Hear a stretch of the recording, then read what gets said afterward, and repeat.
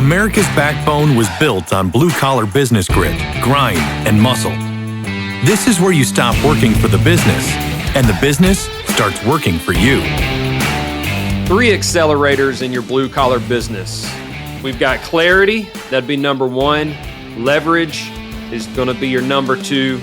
And systems is your number 3.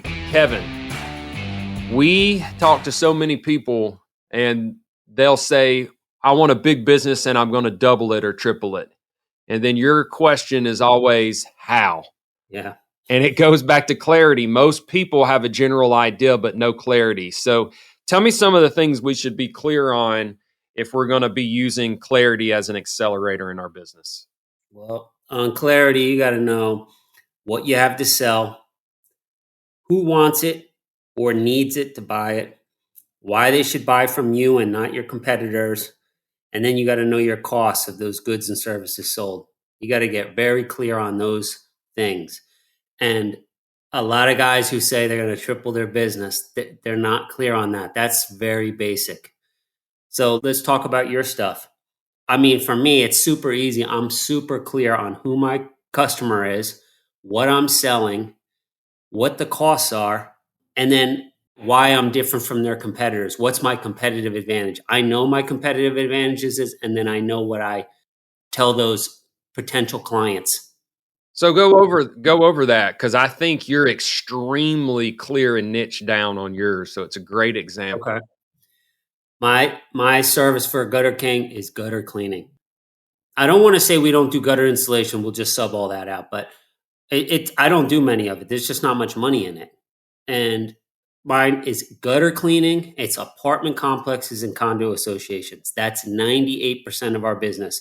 The other 2% is like some little office complexes. It's basically a condo complex, just dentists in there instead, and maybe in some nursing homes and stuff. I don't do any houses. If I did a house, it would be because it's some strategic person, some manager asked me to do it. Yeah, I'll go do it for you. I don't even count that. It's way less than 1% of our things. Be happy to do it for you. So I know my avatar.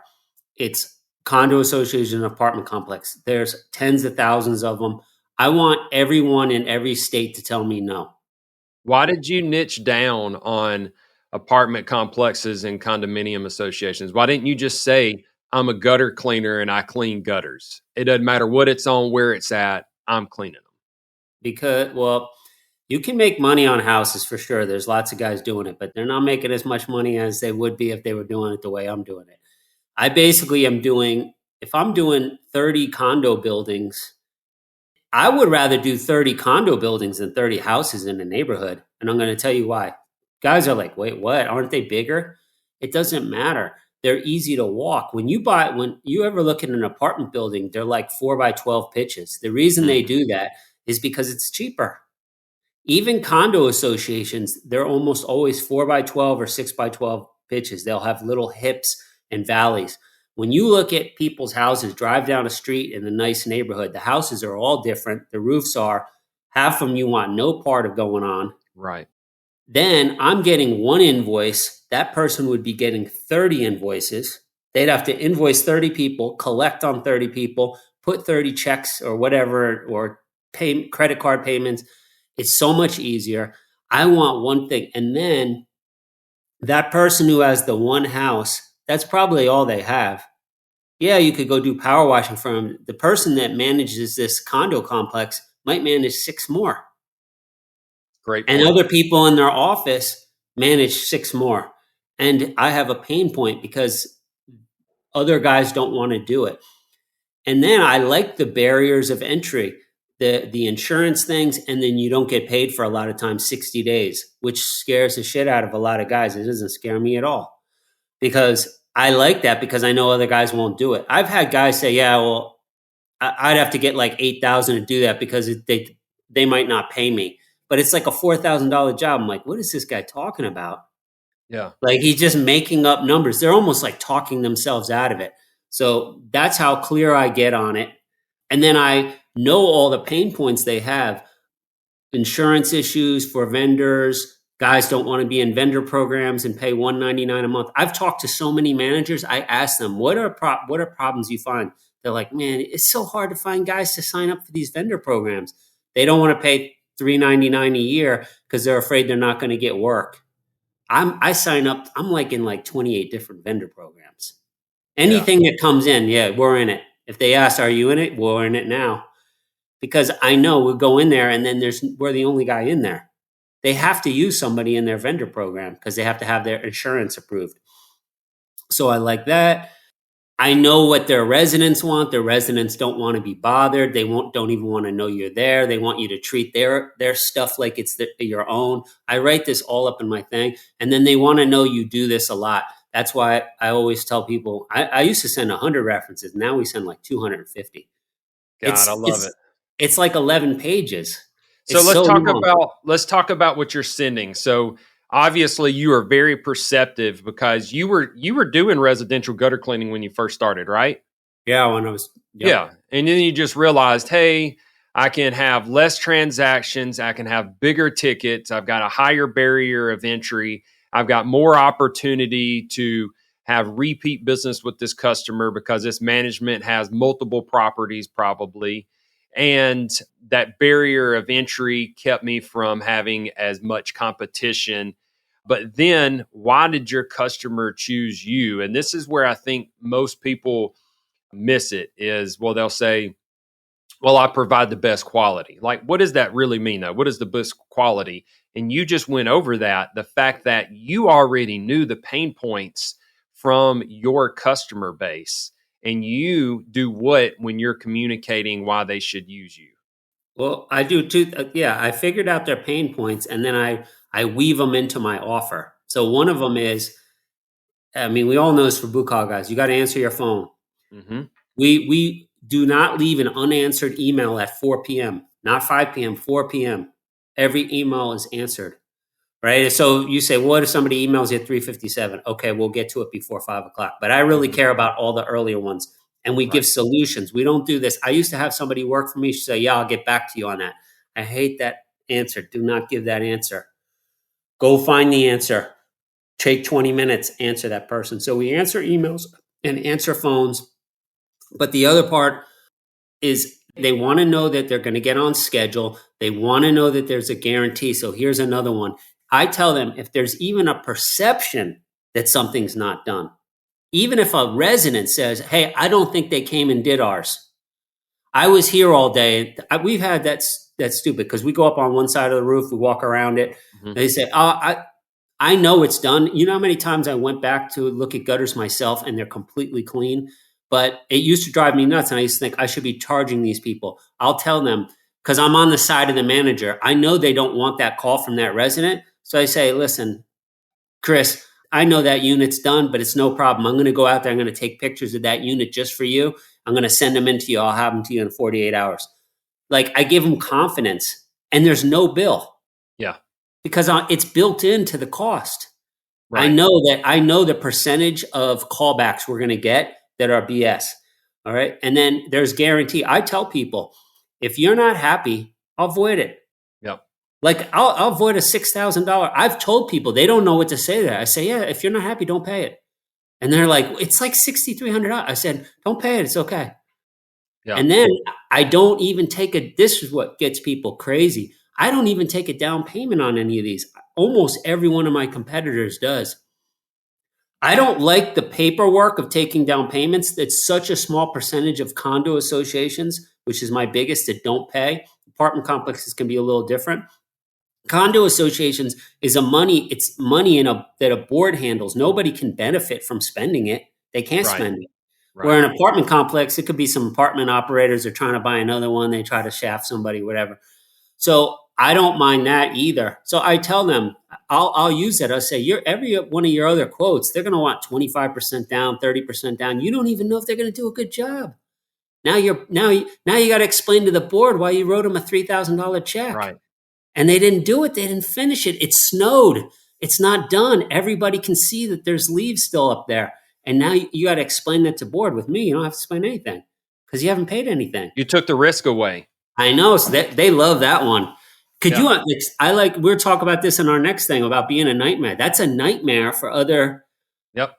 If you were one of those people collecting 25 or 30% and you heard that pitch, you'd be cringing. Yeah, and this is what you got extremely clear on who your customer was and what their problems were and what they wanted to hear, like what sets you apart. You also are clear on what your competition offers because you understood they took those down payments. You understood that they didn't like the 60-day wait, so they would upcharge. They didn't like the vendor program fees, so they would not even get on them. It goes back to clarity, and that's why that was number one on the list, because if you don't have clarity and clear vision on what you're doing, then you're just not going to be able to move as fast. You're going to trip, stumble, and make mistakes. So asking questions is the quickest way to get clarity. And let's move on to the number two then. Oh, we didn't really go over this. I know you've got a spreadsheet that sits there and kind of breaks down percentage wise what you're paying out to your subcontractors, what it's costing you insurance and all of that type of stuff. So you know the cost of goods sold. You know what your expenses are. Therefore, it's easy for you to project what your profit's going to be. And I think most people make the mistake of calling the competition, finding out what the market competition pricing is, and then they price themselves that way. The problem with that is you've got the guy that's working out of his garage and he's going and doing these services and has zero overhead. His prices should be cheaper because he can make great profit with the zero overhead. Where if you've got multiple trucks, a brick and mortar, utilities, you're trying to offer benefits so that you've got great teams that you're building up, your overhead's much higher, so you cannot be the same price. And then it goes back to, well, what sets you apart from your competition? Well, that one guy says, hey, the owner's showing up to do this cleaning. The company with the multiple trucks says, we've been doing this so long and we obviously are profitable because we're getting the most advanced equipment, the best detergents. We're paying our team great pay so that they provide the best customer service to you because they're motivated to show up to work because they're able to support their families. Like, it's just a different argument. Both sides can have a great argument. It's just, do you know the clarity? Do you have clarity on what your argument is of why you charge what you charge? So know what your cost is. Stop pricing yourself based off your competition. Know your cost, and then know what profits you want to stack on top of the cost. Absolutely. You got to have your retorts for the value, the extra value you bring, but then you have to create ones that are perception of value too. And you stack them all together and it becomes like Chris, when you were just running by what you did at that church. I mean, there was so much value. I was already sold, and then you were doing the Scotch Guard and everything. Right. Like it's like the Alex Hormozy thing. It's like, it's the offer so good you feel stupid saying no. Like, why would that person say no to that offer? It makes no sense. That's it. Number two, leverage.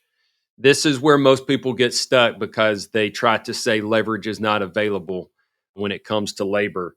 But leverage, you're leveraging people's time when you're hiring team members. When you're hiring employees and you're sticking them on your team, that's leveraging someone else's time so that it frees you up to go do something different. So most blue collar business owners want to get out of the truck, and you should, because you cannot game plan growth for your company when you're in the truck servicing the services for your customers. No. Kevin was on the roof cleaning gutters. He couldn't brainstorm and he couldn't make the phone calls that he needed to be making to grow his company. You and your truck can't do that either. So how do you do that? You need to be able to leverage someone else's time by hiring someone else, giving them an opportunity. Your business customers, you leverage other business contacts. I've got a pressure washing company. We get phone calls from our current customers and from new customers asking us to do pressure washing. We don't offer that service because we decided to niche down and only offer so many services. So this pressure washer company gets referred out, and then we get a kickback, a commission, an affiliate fee from them for every job that they close. That pressure washing company, if he was smart, would contact every other carpet cleaning company and tell them that they're willing to give them a percentage of what they charge the customers for every customer that they send their way. This is a great way to leverage someone else's sales, marketing, and contacts that are coming in through their business line. And it's something that costs you absolutely nothing until after you've already made the money. So it's a great opportunity there. The other is going to be people's networks. Okay. We all have a sphere of influence. We all have friends, family, church members. So how do you get in contact with these other people's networks and incentivize them to refer you? So you need to be leveraging other people's time, other businesses' contacts, and other people's networks. These are massive accelerators for your business. And then, Kevin, what about our systems? I just want to talk on that leverage thing real quick because you covered it really well. But just know this. Every person who's basically rich and has a lot of money leverages people. Absolutely. And every broke person doesn't leverage anyone. That's it. Which side do you want to be on? And think about that in your take 20 seconds. Everybody can do that in their head. Think of some people who have no money. They don't leverage anyone. People who have money, they leverage people. That's it. I mean, I don't understand. Like, that was so clear to me when I was young. That, and you just broke it down. Okay, the systems, you already have a way of doing things and you just have to document it. You have to document exactly what you're doing. I always use the analogy, McDonald's, French fries. That is exactly what we do. We make French fries all day. It's very similar because you can get a guy gutter cleaning within 2 weeks. If he's able-bodied and he has a good attitude, he basically can be as good as somebody who's been doing it for 2 or 3 years. Yeah. Like the actual gutter clean. I mean, there's really nothing to it. So it's the same thing as French fries. I've never done French fries at McDonald's. I think I got one around the corner. If I went over there by tomorrow morning, I'd be kicking everybody's ass. I just don't think it's hard at all. I would go in there with the attitude like I'm going to learn everything. That's what you want systems down. People make stuff too complicated and then they don't document it. You really got to write it out. How do you handle these things? Everybody does things the same exact way, and then do video of it. And the reason McDonald's is because we all know you eat French fries in Mississippi and Georgia, New Jersey, they all taste exactly the same. They have done that system so well. Chris, what are some other things about systems? The whole point of the systems is you want to have predictability, and when everybody's doing the exact same steps, is predictable.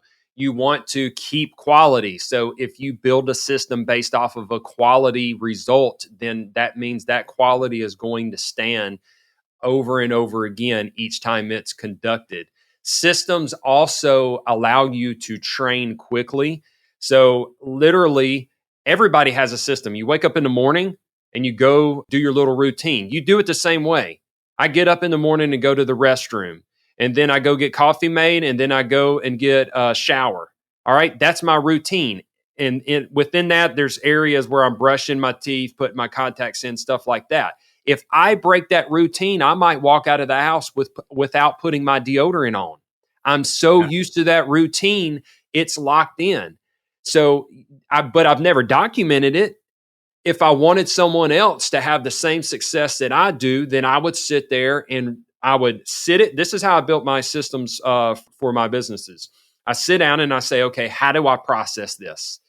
And then I build a checklist. So literally one of our checklists, I was just training a guy yesterday in the field. Our first checklist says, grab the absolute flyer, the booties, the shoe covers, and the UV light. Greet the customer. The third check mark is put on hand the absolute flyer to the customer and put on your booties and ask to be invited in. It gets that granular, but for a brand new trainee, they might just walk up and say, hey, how are you doing?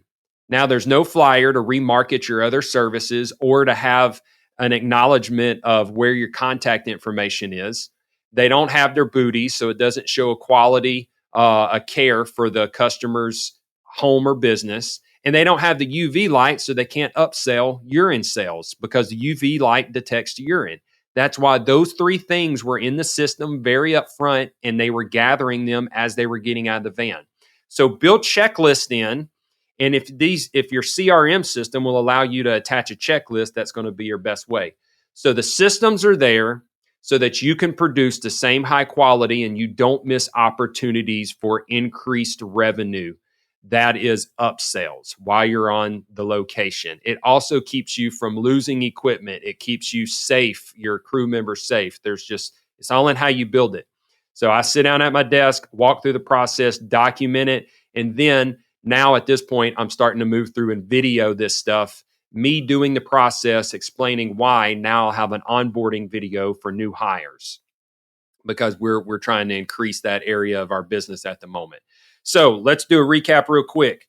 Getting clear on who your customer is, why your customer should use you, what service you're offering to that customer, what it's costing you to offer that service.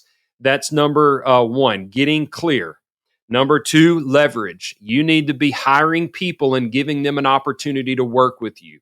You need to be calling on other businesses and offering your services for a kickback when they give you referrals. You need to be reaching out to your network and asking who they know that might need those services, and then you incentivize them as well. The third accelerator is systems. Document your process. If you don't have a process, then you can't grow and you can't leverage people because you don't have anything to show them how to do what you're offering to your customers. So start right now and pay attention to what you're doing, document it in a document with a checklist, and then the bonus would be have a video so that you could show someone and it's going to allow you to scale. 1, 2, 3, you guys should be making millions, and this is how you become a blue-collar millionaire if you're not already. And Absolutely. If you are already, this is how you become blue-collar millions. Deca millionaire. Deca millionaire. If y'all want more information like this, go to the Facebook group, Blue Collar Millionaire.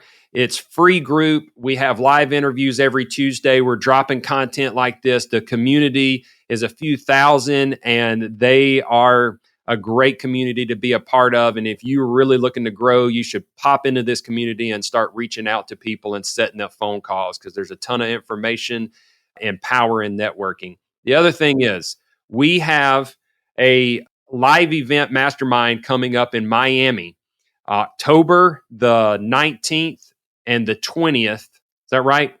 It's October 19th that night. That's a Thursday night, but the event is the 20th and 21st. We're flying, and everybody's flying out that Sunday. So you're going to hear this. You're going to hear this August, roughly. This is going to be actually September. First week of September, you're going to hear this recording. Now, we have limited spots, so if you're interested, reach out to Kevin Marin or Chris Garrison on our Facebook page. Hit us up on Messenger. Let us know you're interested because these seats are filling up fast.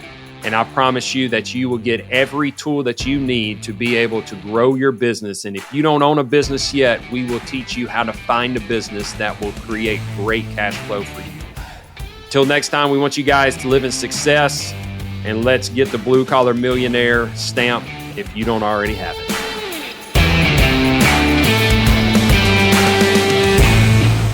This is thepodcastfactory.com.